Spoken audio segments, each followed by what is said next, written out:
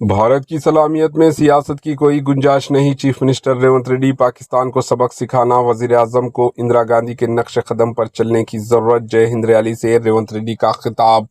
Chief minister Telangana Revanth Reddy ने भारत की सलामियत और एकजहती की सियासत की कोई गुंजाइश नहीं है। मुल्क के बहादुर फौजियों ने पाकिस्तान के खिलाफ ऑपरेशन सिंदूर को कामयाबी के साथ अंजाम दिया है। इन्होंने कहा कि सियासत से बिलातर होकर ऑपरेशन सिंदूर की तायीद व हिमायत करनी चाहिए।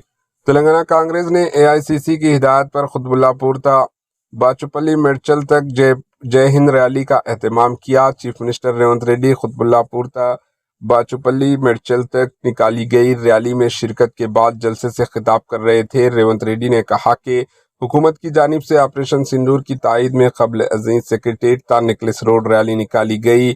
हम पाकिस्तान को सबक सिखाने के लिए प्राइम मिनिस्टर मोदी के इक़दाम की तायीद करते हैं। हम नहीं जानते कि आइंदा 4 रोज बाद क्या होने वाला है, लेकिन अमरीकी सदर डोनाल्ड ट्रंप ने मदाखलत करते हुए जंगबंदी का ऐलान कर दिया। चीफ मिनिस्टर रेवंत रेड्डी ने सवाल किया कि जंगबंदी के लिए प्राइम मिनिस्टर नरेंद्र मोदी ने कुल जमाती इजलास तलब करके इसका ऐलान क्यों नहीं किया और तमाम पार्टी से मशवरात क्यों नहीं किए।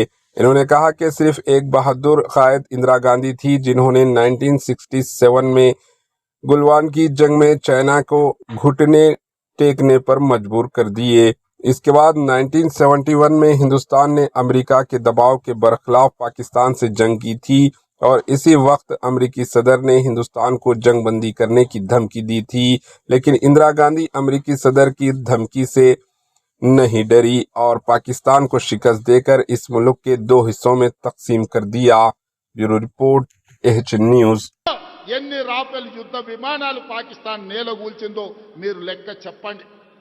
గొప్పల కోసం వేల కోట్ల రూపాయల కాంట్రాక్టులు మీకు కావాల్సిన వాళ్ళకి ఇచ్చి ఇవాళ రాఫెల్ యుద్ధ విమానాలు కొన్నారు. అవి ఎందుకు నేలగూలినాయో ఇవాళ ప్రజలకు సమాధానం చెప్పాలి.